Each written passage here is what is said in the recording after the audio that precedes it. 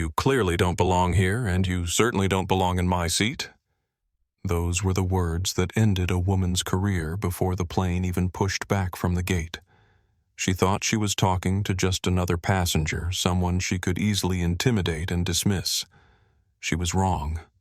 Dead wrong. She wasn't just trying to steal a seat from some random traveler. She was going head-to-head with the man who owned the entire airline. And what happened next didn't just ground the flight. It brought down an empire of entitlement that had been decades in the making. The humid August air outside JFK's Terminal 5 pressed against the floor-to-ceiling windows like a living thing, but inside the Delta Sky Club, the atmosphere was crisp and controlled, carrying the faint aroma of freshly ground espresso and the subtle leather scent of expensive luggage. Damon Hayes adjusted the collar of his navy blazer, the fabric slightly worn at the edges, but perfectly tailored to his 6-foot frame. At 44, he had learned that the most powerful people were often the least obvious ones, and today, like most days, he preferred it that way. As the CEO of Apex Airways, a boutique airline group that had quietly acquired controlling stakes in 6 luxury carriers across 3 continents, Damon could have demanded a private jet for the trip to Geneva. His board of directors certainly expected him to travel that way, especially with tomorrow's merger meeting that could reshape the European aviation market. But Damon had a different philosophy about leadership, one his father had drilled into him during those long afternoons in the aircraft maintenance hangar, where he'd learned that the real story of any machine was told by the people who worked on it every day, not the ones who merely signed the checks. Understanding comes from the ground up. His father used to say, wiping grease from his hands with a red shop rag. And if you want to know if an airplane really works, you don't ask the pilot. You ask the mechanic who crawls inside the engine. That wisdom had guided Damon through 15 years of building his company from a single regional route into a global network. And it was why he made it a point to fly commercial whenever possible, usually on his own airlines, without announcing his presence to anyone except the absolute minimum security personnel required by company protocol. Today's flight was Apex Airways Flight 847, a direct route to Geneva that his subsidiary Pinnacle Air had been operating for just 6 months. Damon wanted to experience the service quality firsthand, to sit in the same seats his paying customers occupied, to observe the crew interactions and passenger experience without the artificial polish that inevitably appeared whenever executives were expected. His boarding pass showed seat 2A, the bulkhead row, in first class, a spot he'd specifically requested not for the extra legroom, but because it offered the clearest view of how the cabin crew managed their service flow during the critical boarding period. The worn leather messenger bag at his feet told its own story. It had been his father's a Christmas gift from Damon's mother, back when his dad was still dreaming of someday flying in an airplane instead of just fixing them. Marcus Hayes had never lived to see his son's success, but Damon carried that bag on every business trip, a reminder that no matter how high he flew, he was still the son of a man who understood that respect had to be earned one honest day's work at a time. Mr. Hayes came a soft voice from behind the reception counter. Sarah, the lounge attendant, was a young woman with bright eyes and the kind of genuine smile that couldn't be trained into someone. Either you cared about people or you didn't. She'd recognized him from his Forbes cover photo 3 months earlier, but she'd also learned to respect his standing request for discretion. "We're ready for pre-boarding if you'd like. I can escort you through the priority access tunnel so you can board privately." Damon shook his head, slipping his tablet into the messenger bag and standing with the easy grace of someone who'd played college basketball before business school, redirected his trajectory. "Thank you, Sarah, but I'll walk with everyone else. It keeps me grounded." The small joke was intentional. In an industry where altitude was everything, he'd found that the best leaders were the ones who never forgot what solid ground felt like under their feet. The walk to Gate C-18 took him through the heart of the terminal's controlled chaos, past families juggling strollers and coffee cups, business travelers stabbing urgently at their phones, and tourists clutching boarding passes like winning lottery tickets. The mix of languages and energy reminded him why he'd fallen in love with aviation in the first place. There was something almost magical about the way airports brought together people from completely different worlds, all temporarily united by the shared faith that a machine weighing several hundred tons could somehow lift them safely above the clouds and deliver them to wherever their dreams were waiting. Gate C-18 was buzzing with the particular energy that accompanied international departures, a mixture of anticipation and barely controlled anxiety as passengers checked and rechecked their documents, wondering if they'd packed everything they needed for journeys that would take them thousands of miles from home. The boarding area was a cross-section of modern travel-exhausted parents trying to corral energetic children, nervous. First-time international travelers, clutching guidebooks and seasoned business travelers who moved through the process with the efficient detachment of people who spent more time in airports than in their own living rooms. Near the front of the priority boarding queue, however, a different kind of energy was building. The sharp, aggressive tension that comes when someone who's used to getting their way encounters an obstacle they can't simply demand out of existence. Victoria Ashworth stood at the gate agent's counter with the rigid posture of someone who'd never learned that the world wasn't actually designed to revolve around her personal convenience. At 38, she was the kind of woman who'd weaponized her appearance into a form of social intimidation, her platinum blonde hair styled into a severe bob that framed a face that might have been beautiful if it weren't so consistently arranged into expressions of dissatisfaction. Her cream-colored Armani suit looked like it cost more than most people's monthly rent, and the diamond tennis bracelet on her wrist caught the terminal lighting in a way that seemed almost calculated to remind everyone around her that she occupied a different economic stratosphere than the common travelers surrounding her. As the VP of marketing for Lux Essence, a high-end skincare company that catered to women who considered a $300 moisturizer a reasonable purchase, Victoria had spent the last decade convincing herself that her professional success was evidence of her inherent superiority rather than the result of family connections and market timing. "I'm going to say this one more time, Kevin," she announced to the gate agent, her voice carrying the kind of sharp authority that people use when they've never had to consider the possibility that their demands might be unreasonable. The gate agent, a tired-looking man in his 50s, whose name tag identified him as Kevin Martinez, was typing furiously on his computer while maintaining the professional smile that airline employees wear like armor against the daily assault of passenger entitlement. My assistant specifically reserved seat 2A when we booked this flight 6 weeks ago. I have a presentation to rehearse. I need the privacy of the bulkhead row, and I absolutely cannot be cramped into some middle row where I'll be disturbed by other passengers. Kevin looked up from his screen, his expression patient but strained in the way of someone who'd been having this exact conversation for the past 15 minutes. "Mrs. Ashworth, I understand your frustration, but according to our system, seat 2A has been occupied since the original booking was made 4 months ago. Your current assignment is 6B, which is still in first class and offers the same amenities.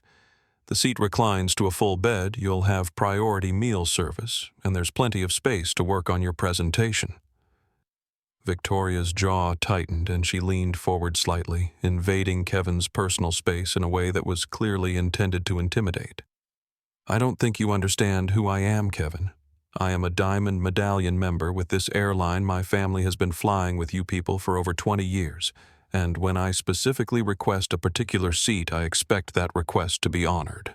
Now, I don't care if you have to offer whoever is in 2A an upgrade to business class on their next flight.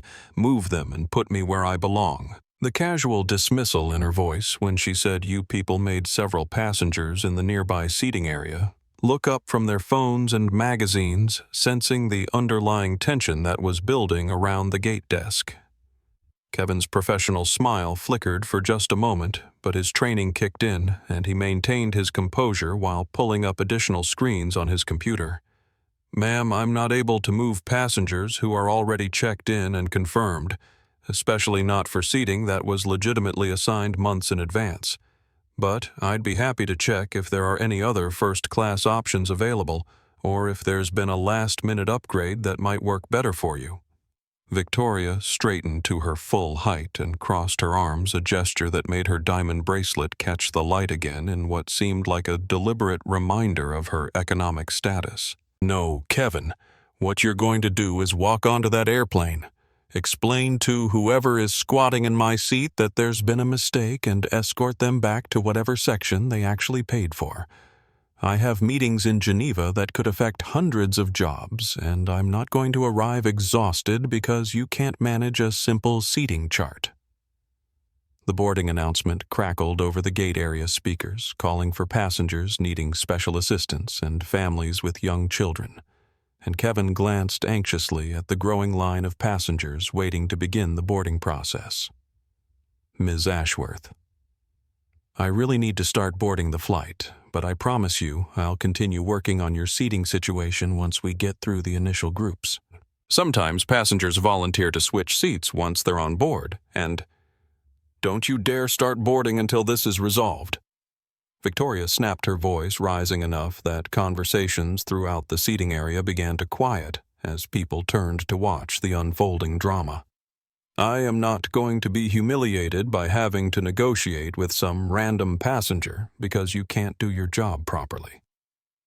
Damon Hayes had been observing the escalating confrontation from his position about 20 feet away, his experienced eye recognizing the particular type of conflict that occurs when someone who's spent their entire life having doors opened for them suddenly encounters a door that won't budge. He'd seen this exact dynamic play out countless times in his own business dealings. People who confused their economic circumstances with their moral worth, who genuinely believed that their ability to purchase premium services meant that the normal rules of courtesy and respect simply didn't apply to them. As his boarding group was called, Damon gathered his belongings and moved toward the gate, choosing to board promptly rather than wait for the confrontation to resolve itself. Experience had taught him that people like Victoria Ashworth rarely de-escalated situations on their own.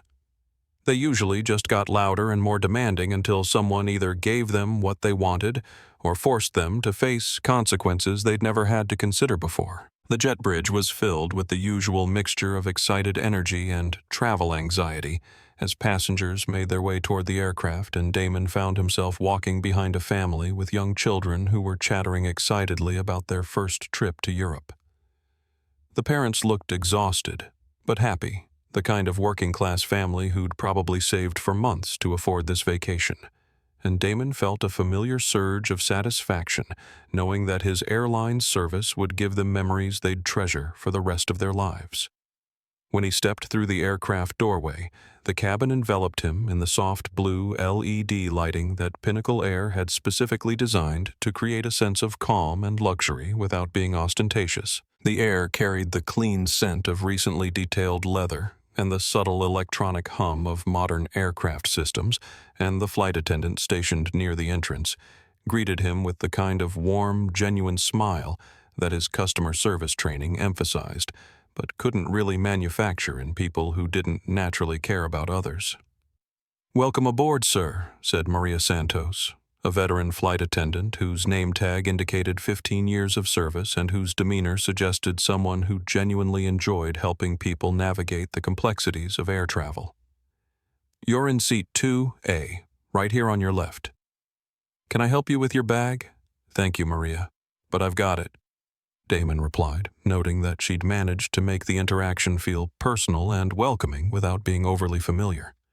This was exactly the kind of service culture he'd been working to build across his entire fleet. Professional but warm, efficient but never rushed. He settled into seat 2A, appreciating the way the seat's ergonomic design seemed to cradle his frame perfectly, and began arranging his belongings in the storage areas around him. The first-class cabin was filling steadily with the usual mixture of business travelers and leisure passengers who'd either earned upgrades through frequent flyer status or decided to splurge for special occasions. Across the aisle in 1B, an elderly businessman was already absorbed in a thick financial newspaper, occasionally making notes in the margins with a gold pen. Behind Damon, in row 3, a young couple was excitedly taking photos and selfies, clearly marking their first experience in premium seating. The atmosphere was relaxed and positive, the kind of environment where passengers could actually enjoy the journey instead of just enduring it.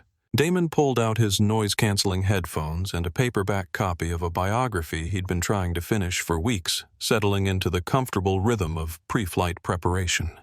Through the small window beside his seat, he could see the ground crew efficiently loading luggage and conducting their final safety checks, a carefully choreographed ballet of professional aviation that most passengers never noticed, but that represented thousands of hours of training and experience working together to make flight possible. That peaceful moment was shattered by the sharp, staccato clicking of high heels on the cabin floor, a sound that seemed to cut through the ambient noise like fingernails on a chalkboard. Damon looked up from his book to see Victoria Ashworth sweeping into the first-class cabin with the kind of dramatic energy that suggested she viewed every entrance as a performance designed to announce her importance to whatever audience happened to be available. She stopped abruptly when she saw him seated in two.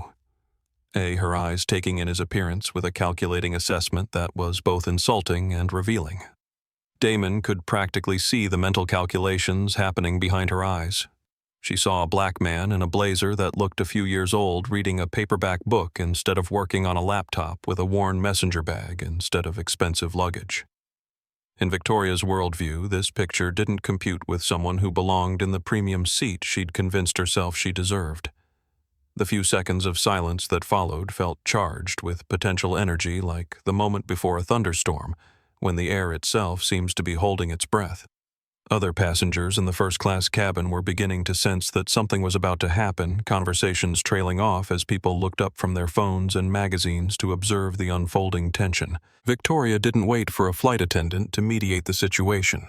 She stepped directly into Damon's personal space and tapped him firmly on the shoulder, a gesture that was both physically invasive and clearly intended to establish her presumed authority over the interaction that was about to unfold. Damon slowly removed his noise-canceling headphones and looked up at Victoria with the kind of measured expression that comes from years of managing difficult conversations in high-stakes business environments. He could feel the attention of nearby passengers focusing on their interaction, the ambient cabin noise seeming to drop several decibels as people sensed that they were about to witness something significant unfold in the normally peaceful first-class environment. "Can I help you?" he asked, his voice calm and polite but carrying an undertone of controlled authority that Victoria was too focused on her own agenda to recognize. "You're in my seat," Victoria announced, her tone suggesting that this was a simple statement of fact rather than the opening move in what was about to become a much larger confrontation. She stood with her arms crossed, her posture radiating the kind of confidence that comes from a lifetime of having people accommodate her demands rather than challenge her assumptions. "I specifically reserved 2A when I booked this flight, and I need you to move so I can get settled before takeoff." Damon glanced down at his boarding pass, though he knew perfectly well what it said, and then back up at Victoria with an expression of polite confusion. "I'm sorry, but I think there might be some mistake. My boarding pass clearly shows seat 2A, and I checked in for this flight yesterday." "Are you sure you're looking at the right row?" Victoria let out a sharp laugh that had nothing to do with humor and everything to do with the kind of dismissive superiority that she'd learned to use as a weapon against people she considered beneath her station. "Look, I don't know how you managed to end up in this seat. Maybe there was some kind of computer error, or maybe you used frequent flyer miles for an upgrade you couldn't actually afford.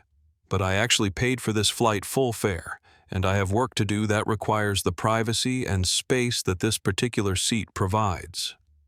The words hung in the air like smoke, carrying implications that were becoming increasingly difficult to ignore. Other passengers were no longer pretending to mind their own business.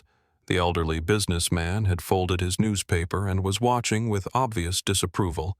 The young couple had stopped taking selfies and were staring with wide-eyed fascination, and even passengers in the economy section who were still boarding were slowing their pace to observe the unfolding drama. "Ma'am, I also paid full fare for this seat."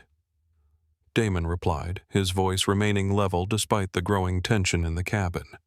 "And I'm quite comfortable here, so I think we should probably call a flight attendant to help sort out any confusion about the seating assignments." Victoria's expression shifted from condescending patience to barely controlled irritation, and she leaned forward slightly, lowering her voice to what she probably thought was a confidential tone, but was actually loud enough for several nearby passengers to hear every word. "I don't think you understand the situation here. I am a Diamond Medallion member with this airline. My family has been flying with them for over 20 years, and when I tell you that this seat belongs to me, I expect you to acknowledge that fact and move to whatever section you actually belong in." She reached into her designer handbag and pulled out a crisp $100 bill, holding it between her manicured fingers like it was a magic wand that could solve any problem through the simple application of money to people she assumed were desperate enough to be bought. "Here," she said, waving the bill near Damon's face with the casual arrogance of someone who'd never considered that not everyone in the world could be purchased for the right price. "Take this and go back to seat 6B. The drinks are complimentary back there too, and honestly, you'll probably be more comfortable with people who are more like you." The cabin went absolutely silent. The phrase "people who are more like you" seemed to echo in the recycled air like a verbal slap carrying racial implications that were impossible to misinterpret, and turning what had been a seating dispute into something much more serious. The businessman across the aisle made a disgusted sound and shook his head visibly. The young couple looked shocked and uncomfortable, and even passengers still boarding from economy had stopped moving to stare at the unfolding confrontation. Damon looked at the $100 bill, then slowly raised his eyes to meet Victoria's gaze with an expression that had transformed from polite confusion to something much colder and more dangerous. "Put your money away," he said softly, each word carefully measured and carrying a weight that seemed to make the air around them feel thicker. "And please step out of my personal space." Victoria's face flushed red, a color that clashed dramatically with her cream-colored Armani suit, as she realized that her usual arsenal of intimidation tactics wasn't producing the immediate compliance she'd come to expect from people she considered her social inferiors. She'd spent her entire adult life operating under the assumption that the combination of money, status symbols, and sheer force of personality could overcome any obstacle, and the fact that this particular obstacle was refusing to budge was causing her carefully constructed worldview to develop some very dangerous cracks. "Excuse me," she called out loudly, snapping her fingers with the theatrical authority of someone summoning a servant. "Flight attendant. We have a problem here that needs to be resolved immediately." Maria Santos hurried over from the galley where she'd been preparing for the pre-flight service, her expression shifting from professional pleasantness to concerned attention as she took in the scene. A well-dressed white woman standing aggressively over a seated black passenger, with other travelers watching nervously from their surrounding seats. "Yes, ma'am. How can I help you?" Maria asked, though her experienced eye was already assessing the body language and tension levels that suggested this situation was about to escalate beyond a simple seating misunderstanding. "This man is refusing to move from the seat I specifically reserved," Victoria announced, gesturing at Damon like he was an inanimate object that had been misplaced rather than a human being with his own legitimate claim to the space. "I don't know how he ended up here. Probably some kind of computer error or system malfunction, but I need him moved to his proper section so I can get settled in my correct seat." Maria glanced at Damon, who remained seated calmly but was watching the interaction with the kind of focused attention that suggested he was processing far more information than Victoria realized. "Sir, could I see your boarding pass, please?" she asked politely. Damon handed over his boarding pass without comment, and Maria examined it carefully before looking back at Victoria. "Ma'am, this gentleman's pass clearly shows seat 2A, and our computer system confirms that he checked in yesterday for this specific seat assignment. Your reservation shows seat 6B, which is also a first-class seat with identical amenities. Would you like me to help you get settled there?" Victoria's voice rose to a pitch that was becoming genuinely uncomfortable for everyone within earshot. "No, I don't want to be settled in 6B. I want this situation handled properly. Look at him. Does he look like someone who belongs in first class? He's obviously had some kind of system error work in his favor, or maybe he's an employee flying on some kind of reduced fare. But I actually paid for this seat, and I expect to get what I paid for." The implications in her words were becoming increasingly explicit, and the cabin atmosphere was shifting from uncomfortable to genuinely hostile as other passengers began to react with visible disgust and disapproval. The elderly businessman across the aisle was glaring at Victoria with undisguised contempt. The young couple was whispering urgently to each other while shooting worried glances at the confrontation, and even passengers still making their way through the cabin from economy were stopping to stare at what was becoming a very public display of entitlement and prejudice. "Ma'am, I need you to lower your voice and return to your assigned seat," Maria said firmly, her professional training kicking in as she recognized that this situation was moving beyond customer service into potential safety concerns. "All passengers have valid tickets and seat assignments, and I can't move people based on personal preferences." Victoria whirled around to face Maria directly, her composure finally cracking completely as she realized that the normal social hierarchies she relied on weren't functioning in this environment. "Don't you dare tell me what to do. Do you know who I am? I am Victoria Ashworth. I am the VP of Marketing for Lux Essence, and my husband is Bradford Ashworth of Ashworth Law. We have connections throughout this industry, and when I tell you that there's been a mistake with seating assignments, I expect you to fix it immediately." She pointed an accusatory finger at Damon, her voice rising to a level that was definitely disturbing passengers throughout the first-class cabin. "Check his identification. I guarantee you that's not even his real name on the reservation. People like him are always using fake names or stolen credit cards to upgrade themselves into sections they don't belong in. This is probably some kind of fraud, and you're going to be responsible when the airline finds out you let it happen." The accusations hung in the air like toxic smoke, transforming what had been an uncomfortable social situation into something approaching a genuine crisis. Damon slowly closed his book and placed it on the tray table in front of him, the deliberate nature of his movements suggesting that something significant was about to change in the dynamic of this confrontation. "Maria," he said quietly, addressing the flight attendant by name in a way that seemed to carry more authority than Victoria's shouting as the cockpit door still open. Maria blinked in confusion, clearly not understanding why he was asking about cockpit access in the middle of a seating dispute. "Yes, sir. The captain is still completing his pre-flight checks." "Why do you ask?" Damon unbuckled his seatbelt and began to stand up, his 6-foot frame unfolding with the kind of controlled power that suddenly made the cabin feel much smaller and more charged with potential energy. "Because I think we need to have a conversation with Captain Morrison, and it's not going to be about the seating arrangement." Victoria laughed with genuine triumph, clapping her hands together like a child who'd just gotten her way after a prolonged tantrum. Finally, "Yes, go ahead and get the captain. Captain Morrison and I are old friends. I've flown with him dozens of times, and he'll straighten this whole mess out immediately. Go ahead, run along and get him. You're doing me a favor by finally admitting you don't belong here." Damon reached into the inner pocket of his navy blazer with the deliberate calm of someone who was about to fundamentally alter the trajectory of everyone's day, though Victoria was still too caught up in her sense of impending victory to recognize the shift in atmospheric pressure that was occurring around her.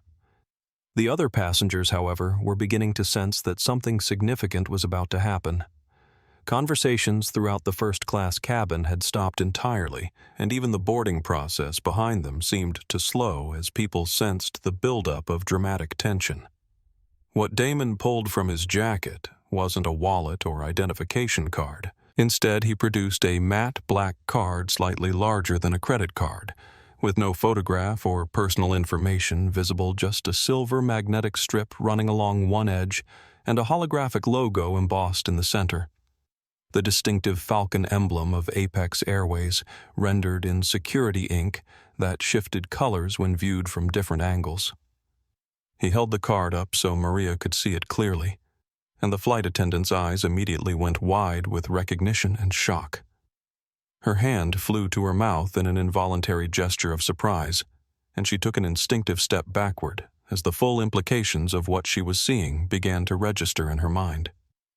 "Mr. Hayes," she whispered, her voice barely audible above the ambient cabin noise. I had no idea you were on board today." No one informed the crew. Victoria was still basking in her anticipated triumph, completely oblivious to the seismic shift that had just occurred in the power dynamics of the situation. "See, I told you this would get sorted out quickly once the right people got involved.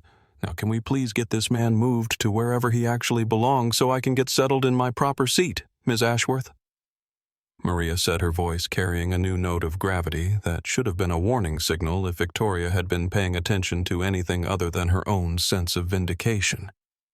"I think you need to understand exactly who you've been talking to." But Victoria was too caught up in her moment of triumph to process the change in Maria's tone or the shocked expressions on the faces of nearby passengers who were beginning to recognize what the holographic Falcon logo represented. "I don't care who he thinks he is," she declared loudly. "If his name was Barack Obama, I'd still want him moved out of my seat." Damon turned to Maria with an expression that was calm but carried an unmistakable note of command authority. "Please inform Captain Morrison that Damon Hayes is in the cabin and requests his immediate presence. Also, please ask him to shut down the auxiliary power unit. We're not going anywhere until this situation is properly resolved."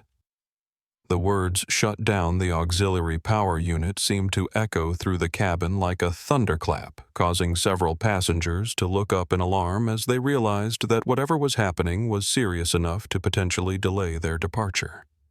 Victoria finally began to sense that something had shifted in the conversation, though she still hadn't grasped the magnitude of what was occurring.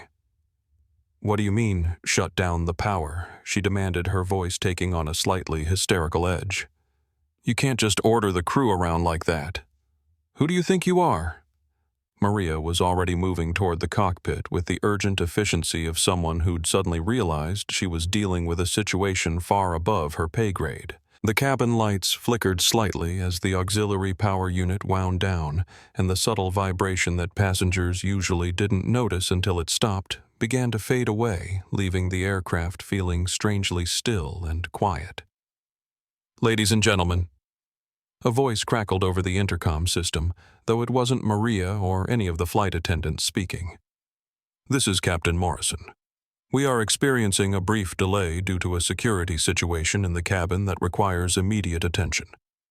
Please remain seated while we address this matter. We apologize for any inconvenience." The word "security situation" rippled through the cabin like wildfire, causing concerned murmurs and worried conversations to break out among passengers who were suddenly wondering if they should be frightened about whatever was happening in the first-class section. Victoria looked around with growing alarm, finally beginning to realize that she might have seriously miscalculated the situation she'd inserted herself into. The cockpit door swung open with more force than usual, and Captain James Morrison emerged with the bearing of someone who'd been flying commercial aircraft for over 25 years and was accustomed to handling emergency situations with calm professionalism. He was a man in his late 50s with graying temples and the kind of steady presence that reassured passengers during turbulence. But his expression as he scanned the first-class cabin suggested that he was prepared to deal with whatever crisis was serious enough to require shutting down aircraft systems. His eyes swept across the cabin, taking in the tense postures and worried expressions of passengers, before settling on the tall man standing in the aisle near seat 2A. Captain Morrison's face went through a rapid transformation from professional alertness to recognition to something approaching shock, and his entire posture shifted from crisis management to something much closer to military attention. "Mr. Hayes," Captain Morrison said, his voice carrying a note of respect that was impossible to miss. "Sir, I wasn't informed that you were traveling with us today. If I had known, I would have ensured that your journey was completely undisturbed." Victoria's mouth fell open as the final pieces of the puzzle began to click into place, though her mind was still struggling to accept what was becoming increasingly obvious to everyone else in the cabin. "Wait," she said, her voice suddenly much smaller and less confident than it had been moments earlier. You know him?" Captain Morrison removed his cap in a gesture of respect that seemed to make the entire cabin fall silent, as if every passenger was suddenly holding their breath to see what would happen next in this unprecedented drama unfolding at 30,000 feet above normal social conventions and expectations. His weathered face, marked by decades of navigating aircraft through storms and emergencies, now carried an expression of barely controlled concern as he processed the implications of what had apparently been happening in his cabin while he was focused on pre-flight preparations. "Mrs. Ashworth," Captain Morrison said, his voice carrying the kind of authority that comes from years of making split-second decisions in high-pressure situations. "I need you to understand that you are currently addressing Damon Hayes, who is not just a passenger on this aircraft. He is the chairman and chief executive officer of Apex Airways, which means he owns this airline, this airplane, and has ultimate responsibility for the safety and security of every person in this cabin." The words seemed to hit Victoria like a physical blow, causing her to stagger backward and catch herself against the bulkhead wall as the full magnitude of her mistake began to register in her mind. Her carefully constructed world of assumed superiority was crumbling in real time, and the expressions of shock and disgust on the faces of surrounding passengers told her that her humiliation was being witnessed by dozens of people who would undoubtedly be sharing this story for years to come. That's impossible," Victoria whispered, her voice barely audible as she looked between Captain Morrison and Damon, with the desperate hope that this was somehow an elaborate misunderstanding that could still be explained away. Look at him. He's wearing a t-shirt under that blazer. His bag looks like it came from a thrift store. He was reading a paperback book instead of working on business documents." Damon finally spoke, his voice calm and measured, but carrying an unmistakable note of authority that seemed to fill the cabin and command attention from every passenger within hearing distance. "Captain Morrison, I apologize for disrupting your pre-flight schedule, but we have encountered a serious security issue that needs to be addressed before this aircraft moves another inch."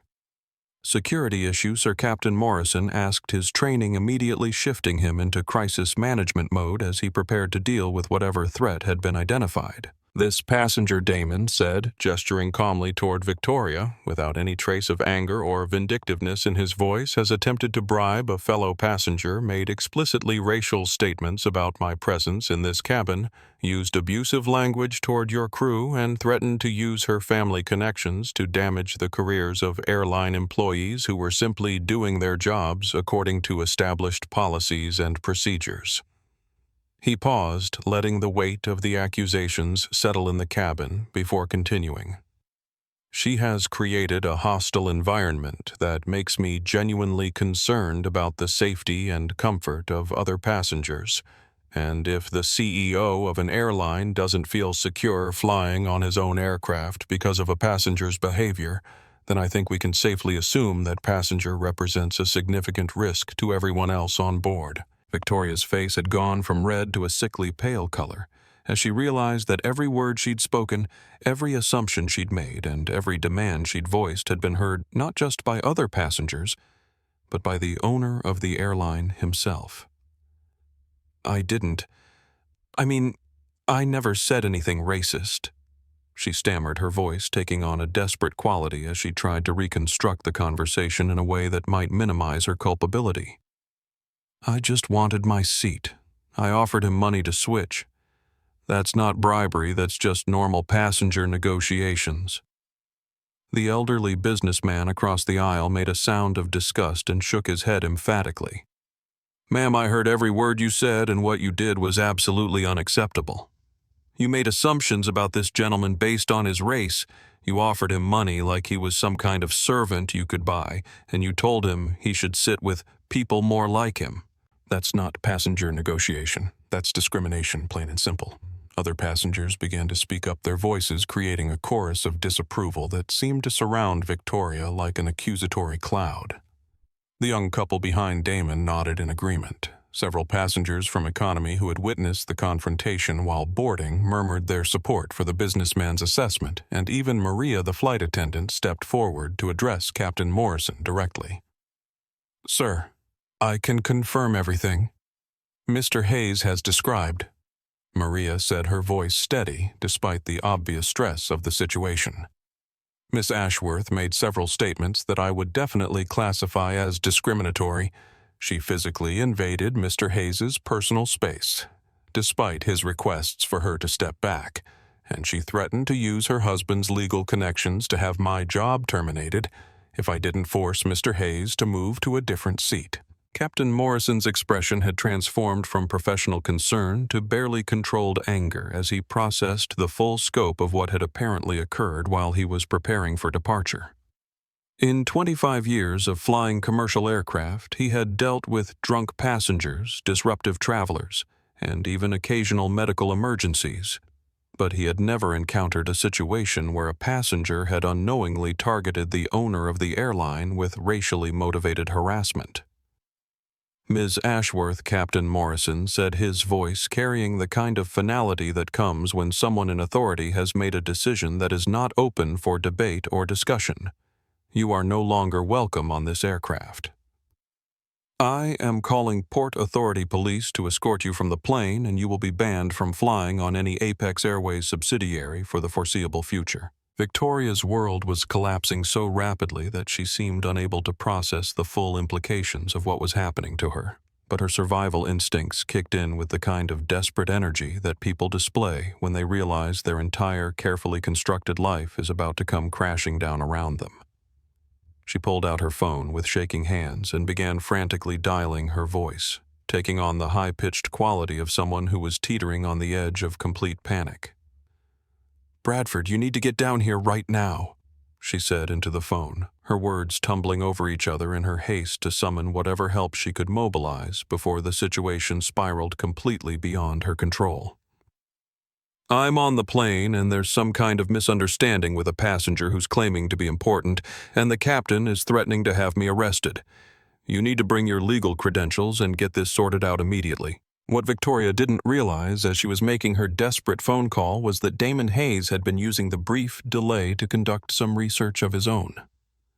His phone was connected to the aircraft's business-class Wi-Fi system, and his access to corporate databases and professional networks had allowed him to pull up detailed information about Victoria Ashworth, her husband Bradford, and the web of business relationships that had apparently given them the confidence to believe they could intimidate their way through any situation.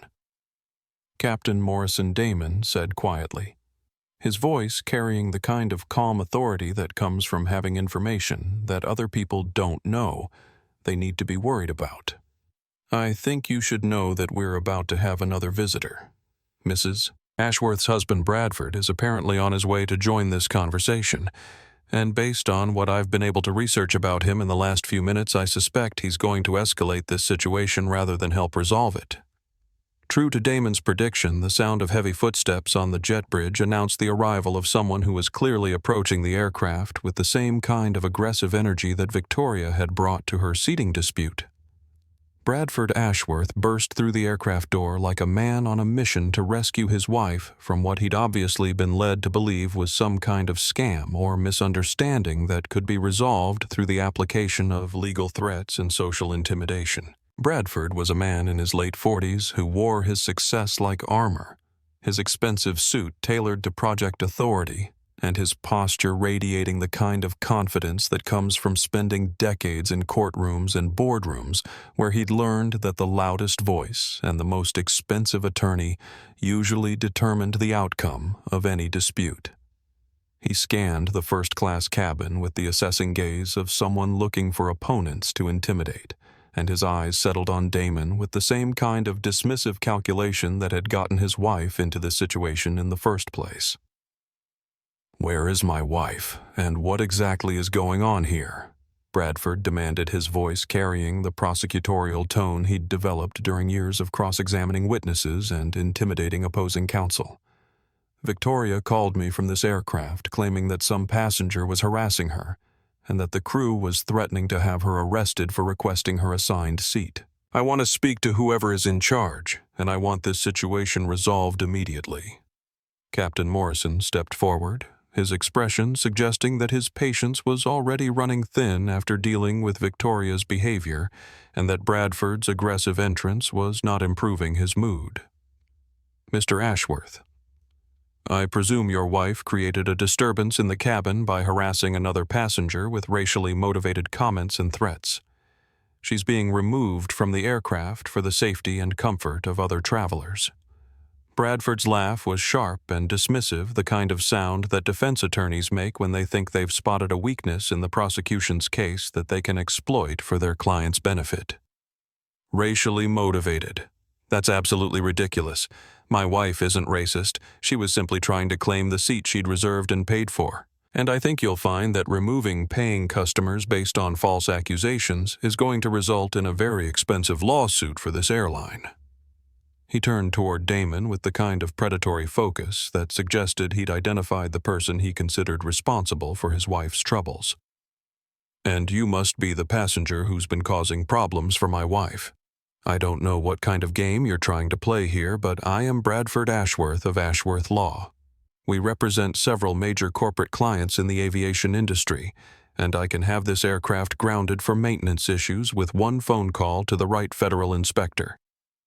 The threat hung in the air like a challenge, and Bradford stepped closer to Damon with the kind of physical intimidation tactics that had probably served him well in legal negotiations, but were spectacularly inappropriate for the current situation. "Now I suggest you apologize to my wife for whatever misunderstanding occurred, move to whatever seat you actually belong in, and allow this flight to proceed before you find yourself facing legal consequences that you're probably not equipped to handle."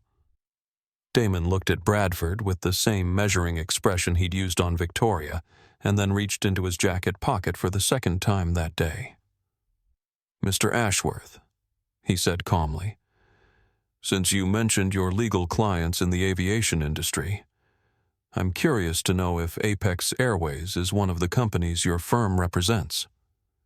Bradford's expression shifted slightly, suggesting that the question had caught him off guard in a way that made him momentarily uncertain about the direction the conversation was taking. "Yes, actually, Ashworth Law has been handling some contract work for Apex Airways' Regulatory Compliance Division." "Why is that relevant to this situation?"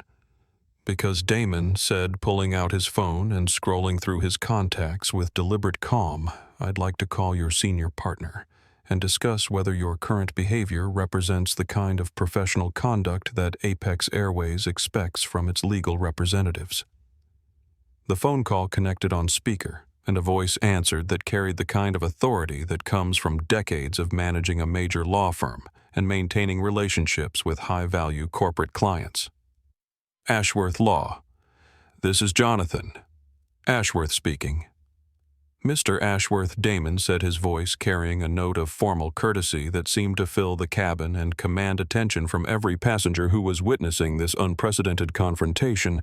"This is Damon Hayes, CEO of Apex Airways. I'm currently on one of my aircraft dealing with a situation involving your son, Bradford, and his wife, Victoria, and I think you need to hear exactly what's been happening." The silence that followed Damon's introduction was so complete that passengers could hear the distant sound of ground equipment operating outside the aircraft, the electronic hum of cabin systems, and even their own heartbeats as they waited to see how this unprecedented situation would resolve itself. Bradford's face had gone through several color changes, from confident aggression to confused uncertainty to growing alarm, as he began to understand that he had significantly miscalculated both the situation and the person he'd chosen to threaten. Damon Hayes came the voice through the phone speaker, carrying a note of respect that made it clear that Jonathan Ashworth understood exactly who he was speaking to and what was at stake in this conversation. "To what do I owe the honor? I thought you were traveling to Europe today for the Pinnacle merger meetings." "I am, Jonathan, but we have a situation that I think requires your immediate attention," Damon replied, his voice maintaining the kind of calm professionalism that business leaders use when they're about to deliver news that is going to fundamentally change someone's day. "Your son Bradford is currently on my aircraft, threatening me with legal action and federal regulatory interference because his wife Victoria was removed from the flight for racially harassing passengers and crew members." The pause that followed was long enough for everyone in the cabin to understand that Jonathan Ashworth was processing information that he found both shocking and deeply concerning. When he spoke again, his voice carried a note of barely controlled panic that suggested he understood the magnitude of damage that his family members had potentially caused to one of his firm's most important client relationships. "Bradford, what the hell are you doing?" Jonathan's voice cut through the speaker with the kind of authority that comes from someone who'd spent decades building a legal practice and was watching his son potentially destroy it in real time. "Please tell me that you did not just threaten Damon Hayes with regulatory retaliation." Bradford was staring at the phone like it was a venomous snake, his confident posture collapsing as he realized that his intimidation tactics had not only failed spectacularly but had placed his family's professional reputation in serious jeopardy. "Dad, I didn't know. Victoria called me and said some passenger was harassing her." "Some passenger," Damon interrupted quietly. "Mr. Ashworth, your son, just informed me that he could have this aircraft grounded with one phone call to the right federal inspector. He also demanded that I apologize to his wife for what he called a misunderstanding, despite the fact that multiple witnesses heard her make explicitly racial comments about my presence in first class." Jonathan Ashworth's voice, when he responded, carried the kind of cold fury that comes from someone who'd spent decades building professional relationships only to watch family members potentially destroy everything in a matter of minutes. "Bradford, you and Victoria are off the Apex Airways account effective immediately. You're also suspended from the firm pending a full review of this incident. And Mr. Hayes, please accept my sincere apologies for the unprofessional conduct of my family members." Victoria had been standing frozen during this conversation, but the words "suspended from the firm" seemed to snap her out of her shock and back into desperate action. "Wait!" she shrieked, her voice taking on a hysterical quality that made several passengers flinch. "You can't destroy our careers over a simple seating misunderstanding. I never said anything racist. I just wanted the seat I'd reserved." "Ma'am," said a new voice from the aircraft doorway. "I'm Officer Martinez with Port Authority Police, and I need you to come with me." Two uniformed officers had boarded the aircraft while everyone was focused on the phone conversation, and they approached Victoria with the kind of professional calm that comes from years of dealing with disruptive passengers and airport disturbances. Victoria looked around the cabin desperately, as if searching for someone who might be willing to vouch for her version of events, but the faces staring back at her ranged from disgusted to angry to simply uncomfortable with witnessing her complete public meltdown. "This is insane," she shouted, her voice echoing through the cabin as the officers moved to escort her toward the exit. "I'm being arrested for trying to sit in my assigned seat." "Actually, ma'am," Officer Martinez said calmly, "you're being detained for disturbing the peacemaking, terroristic threats against airline personnel and creating a public disturbance. You have the right to remain silent." As the officers began reading Victoria her rights, Bradford made one last, desperate attempt to salvage something from the wreckage of his family's situation. "Mr. Hayes," he said, his voice taking on a pleading quality that was completely different from the aggressive threats he'd made just minutes earlier. "Surely we can work something out here." Victoria was just having a bad day. She's been under a lot of stress lately, and I'm sure if we could just discuss this privately. Damon looked at Bradford with an expression that was neither angry nor vindictive, but carried a finality that made it clear the conversation was over. Mr. Ashworth, your wife didn't just have a bad day. She revealed her character, and your response to her behavior revealed yours. The best thing you can do now is call a lawyer, one who doesn't work for your father, and prepare for the consequences of your choices. The aircraft door closed behind the departing police officers with a sound that seemed to mark the end of one chapter and the beginning of another. Captain Morrison returned to the cockpit to restart the aircraft systems and prepare for departure, while Maria and the other flight attendants began the process of resetting the cabin atmosphere and helping passengers process what they just witnessed. But as the auxiliary power unit wound back up and the cabin lights returned to their normal soft blue glow, Damon Hayes was already thinking several moves ahead. He knew that people like Victoria and Bradford Ashworth didn't simply disappear quietly. They retaliated, they spun narratives, and they used every resource at their disposal to avoid accepting responsibility for their actions. The real battle, he suspected, was just beginning. The flight to Geneva proceeded smoothly once the aircraft was finally cleared for departure. But while Damon Hayes was 37,000 feet above the Atlantic Ocean, the world below was catching fire with a viral social media storm that was spreading faster than anyone could have anticipated. Victoria Ashworth, released on her own, recognizance pending a court appearance, had not gone quietly into the night, as her lawyers had undoubtedly advised her to do. Instead, she had gone straight to her phone and begun crafting what she believed would be a masterpiece of victim narrative that would transform her from aggressor to sympathetic figure in the court of public opinion. The video she posted from the back seat of her Uber shot, with the kind of careful lighting and camera angles that suggested she understood the performative nature of social media better than she understood basic human decency, was a masterclass in strategic manipulation. Her hair was artfully disheveled. Her makeup was smudged just enough to suggest genuine distress without making her look unattractive, and her voice carried exactly the right combination of vulnerability and indignation to appeal to people who wanted to believe that successful women were constantly under attack by forces beyond their control. "I can't believe I have to make this video," Victoria said into her phone camera, her voice trembling with what appeared to be genuine emotion, but was actually carefully calculated performance art. "I was just trying to fly home from a business trip, sitting in the seat that my company had specifically reserved for me, when this man, this very large, very intimidating man, started screaming at me and threatening me because he wanted my seat for himself."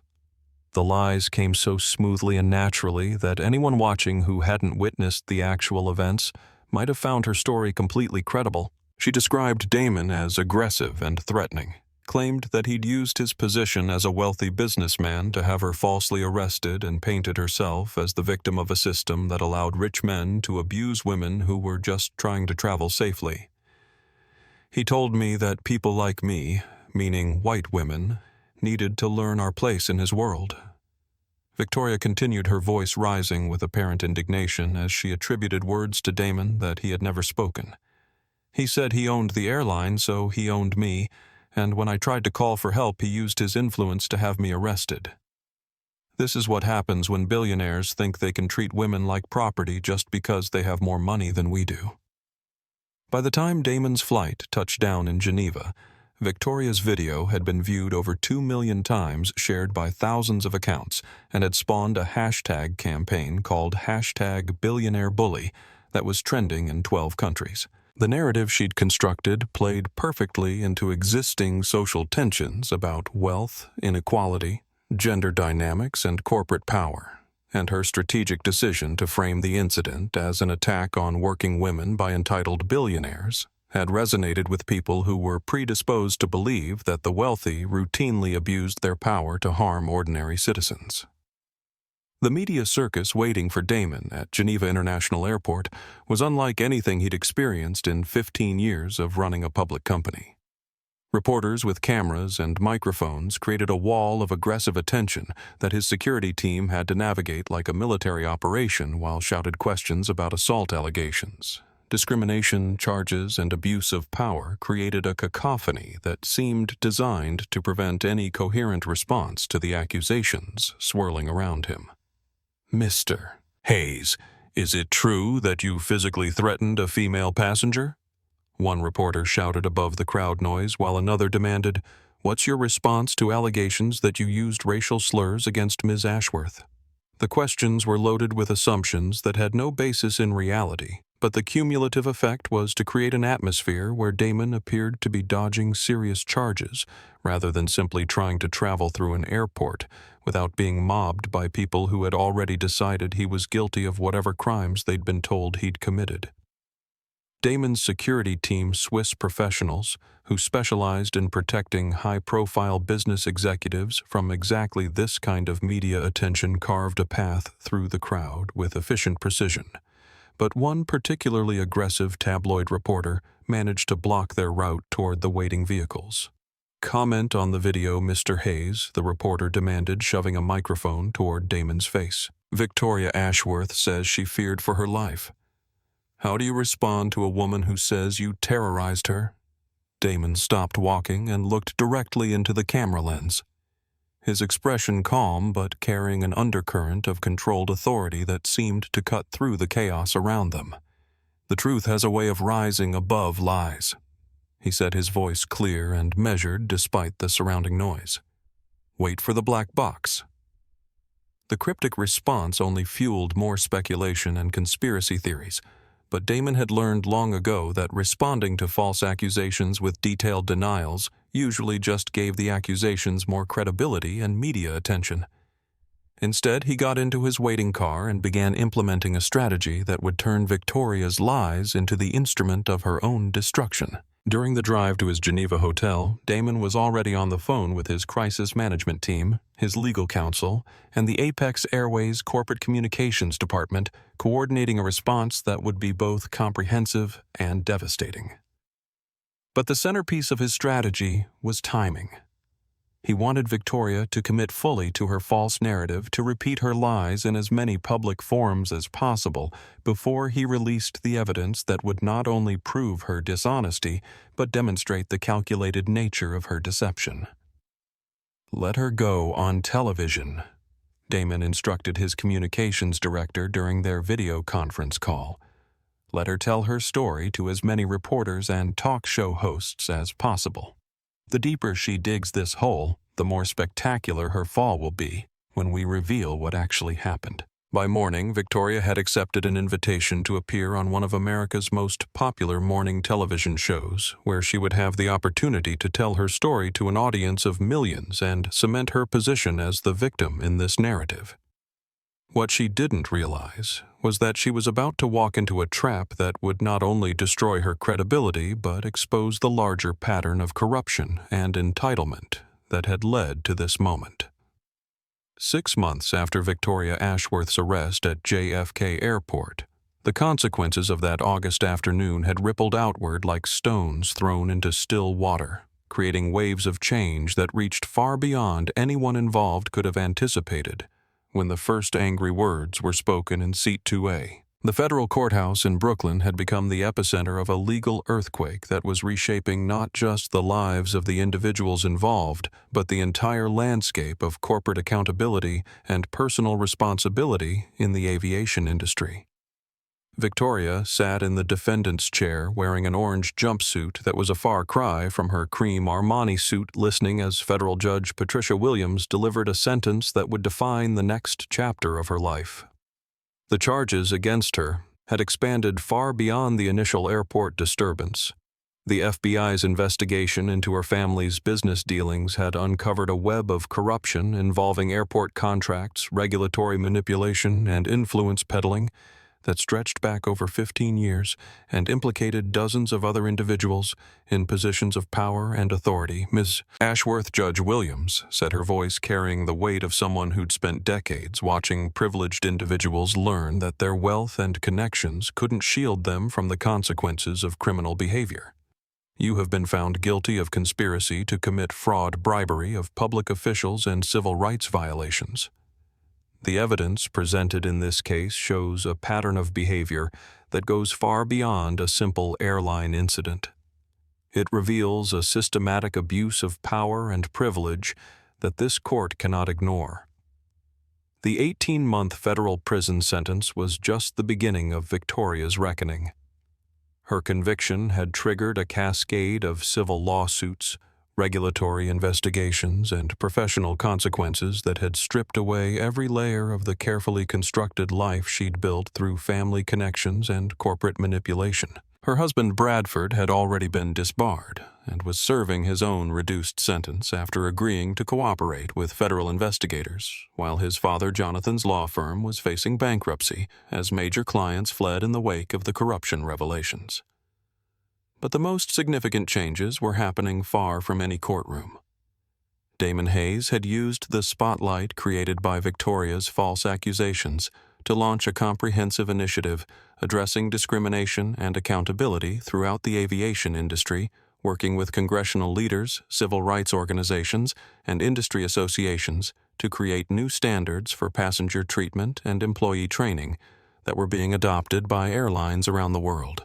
The Hayes Protocols, as they'd become known in industry circles, established clear guidelines for handling conflicts between passengers, mandatory bias training for all customer-facing employees, and transparent reporting mechanisms for discrimination complaints that made it impossible for airlines to quietly sweep problematic behavior under the rug. More importantly, the protocols created personal accountability for airline executives, making them directly responsible for the culture and practices of their organizations in ways that had previously been avoided through corporate structure and legal distance. Change doesn't happen because people suddenly become better. Damon had testified before a congressional subcommittee on transportation equity 3 months after the incident. Change happens when the cost of staying the same becomes higher than the cost of transformation. And when leaders take personal responsibility for creating environments where dignity and respect aren't luxuries that some passengers have to earn, but basic rights that every traveler can expect. The financial impact on Apex Airways had been initially concerning. Stock prices had fluctuated wildly during the weeks when Victoria's false narrative dominated news cycles, and several major investors had expressed concerns about the company's public image and leadership stability.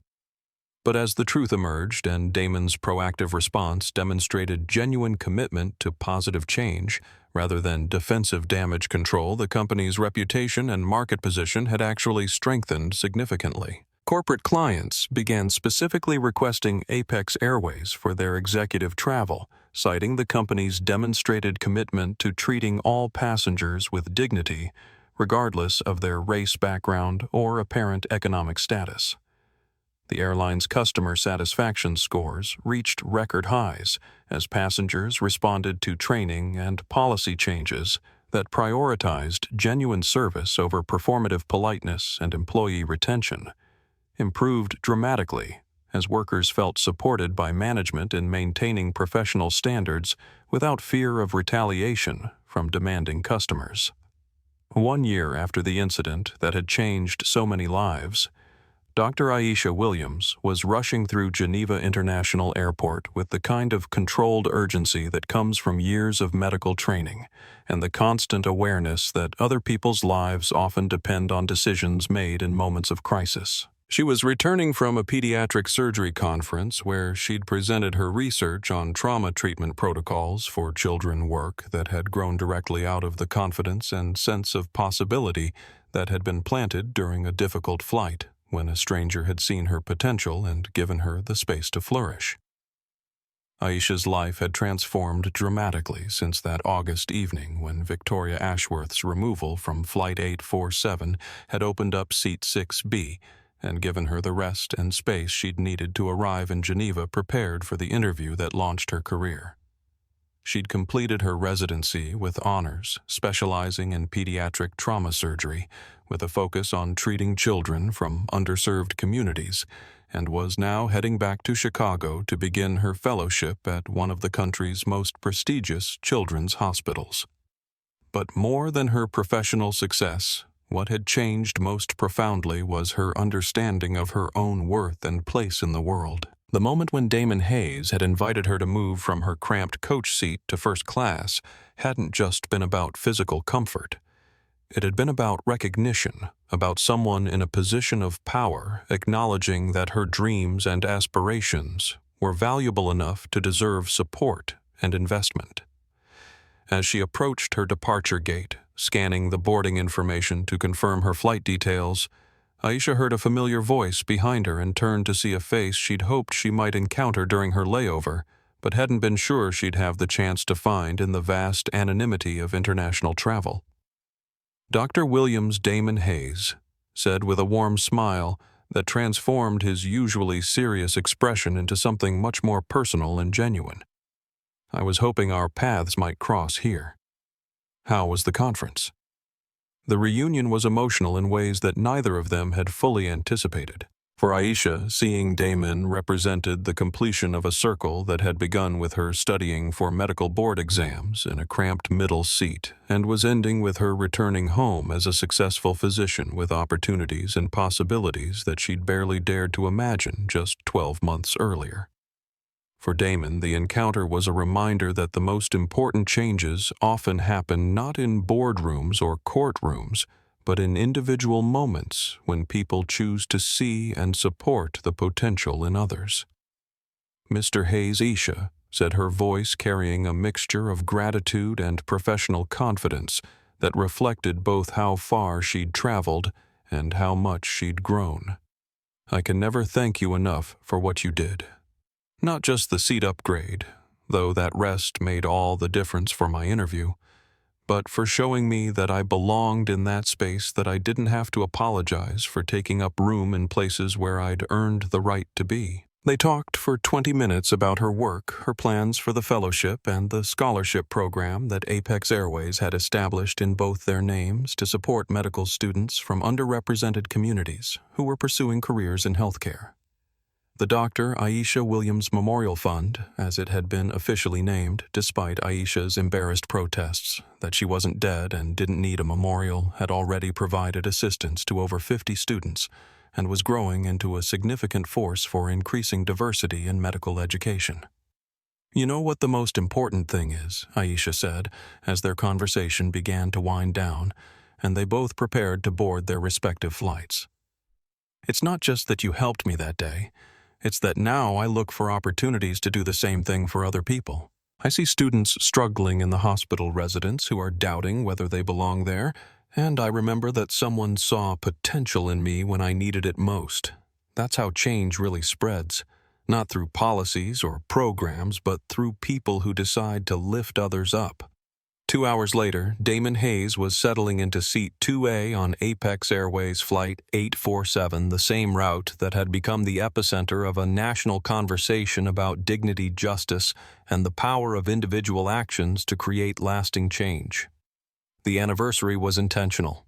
He'd specifically booked this flight on this date because he wanted to mark the moment not with speeches or ceremonies, but with the simple act of continuing to fly commercial and maintaining his connection to the ground-level experience of air travel that kept him grounded in the reality of his customers' lives. The cabin was filling with the usual mixture of business travelers, families, and tourists, all going about the ordinary business of getting from one place to another without any awareness that they were sitting in a space that had become symbolic of something much larger than transportation. The first-class section looked exactly as it had a year ago. Same blue LED lighting, same leather seats, same quiet electronic hum of aircraft systems preparing for departure. As Damon arranged his belongings and prepared for the flight back to New York, he noticed a young woman approaching his row carrying a stack of medical textbooks and wearing the kind of determined expression that he'd learned to recognize in people who were pursuing dreams that required them to outwork everyone around them just to get a fair chance at success. She moved with the particular energy of someone who'd been inspired by a story and was working to create their own version of it. "Excuse me," she said politely, stopping beside his seat with a respectful smile. "I'm Dr. Sarah Chen, and I just wanted to thank you for the scholarship program you created with Dr. Williams. I'm one of the recipients, and I'm starting my residency in pediatric oncology next month because of the support your foundation provided." The conversation that followed was brief but significant, a reminder that individual acts of justice and kindness have the power to ripple outward in ways that extend far beyond their original impact. Dr. Chen shared her story of growing up as the daughter of immigrants, working multiple jobs to pay for medical school, and almost giving up her dream of becoming a doctor, because the financial pressures seemed insurmountable until the scholarship had provided the support she needed to continue. "The thing that inspired me most wasn't just the money," Dr. Chen said as she prepared to continue to her own seat. "It was learning that someone had looked at a difficult situation and chosen to respond by creating opportunities for other people instead of just seeking revenge. That's the kind of doctor I want to be. Someone who sees problems and works to solve them, not just for myself, but for everyone who comes after me." As the aircraft pushed back from the gate and began its taxi toward the runway, Damon reflected on the year that had passed and the lessons that had emerged from what had started as a simple seating dispute, but had evolved into something much more significant. Victoria Ashworth's attempt to use her presumed privilege to displace someone she considered beneath her social station had ended her career and her freedom. But more importantly, it had created opportunities for people like Aisha Williams and Sarah Chen to build careers and make contributions that would benefit countless others. The plane lifted into the clear Geneva sky, climbing steadily above the Alps toward the Atlantic crossing that would take them home. Through the small window beside his seat, Damon could see the mountains falling away below them, their snow-covered peaks catching the late afternoon sunlight in ways that reminded him why he'd fallen in love with flying in the first place. There was something profound about the perspective that came from rising above the surface complications of daily life and seeing the larger patterns that connected everything together. Every seat on the aircraft had been earned through someone's work dreams and determination. Every passenger carried their own story of challenges overcome and goals pursued. And every flight represented a small democracy where people from completely different backgrounds shared the same destination and the same faith that they would arrive safely through the skill and dedication of people they would never meet, but whose competence their lives depended upon. The captain's voice came over the intercom to announce their cruising altitude and expected arrival time, the routine information that marked the transition from departure to journey. Outside the window, the sky was clear and limitless, full of possibilities that extended beyond the horizon. And in seat 2, a Damon Hayes opened his book and began to read, carrying forward the quiet dignity and purposeful leadership that had transformed a moment of conflict into a legacy of opportunity that would continue long after the current flight had reached its destination. Justice, he had learned, doesn't always come with dramatic gestures or immediate consequences. Sometimes it arrives quietly through changed policies and expanded opportunities through people who are inspired to lift others up rather than tear them down, through the simple recognition that every person deserves to be treated with dignity regardless of their background, appearance, or apparent circumstances. And sometimes it comes at 35,000 feet, one flight at a time. Victoria Ashworth served her full sentence in federal prison and now works at a call center in Queens, her social media presence reduced to a private account with fewer than 50 followers. Bradford never practiced law again and works in insurance adjusting. Their family's corruption network was dismantled completely, with 17 other individuals facing federal charges for related crimes. Dr. Aisha Williams became the youngest department head in her hospital's history and speaks regularly about representation in medicine. The scholarship program she inspired has assisted over 300 students and is expanding internationally. She keeps a photo from that Geneva flight on her desk as a reminder that change often begins with someone choosing to see potential where others see problems. Damon Hayes continues flying commercial whenever possible, maintaining his connection to customer experience while building Apex Airways into the industry leader in passenger equity. The company's training programs are now required study at 3 business schools. Sometimes the most powerful victories are measured not in punishments delivered but in opportunities created for people who simply needed someone to recognize they belonged exactly where they were.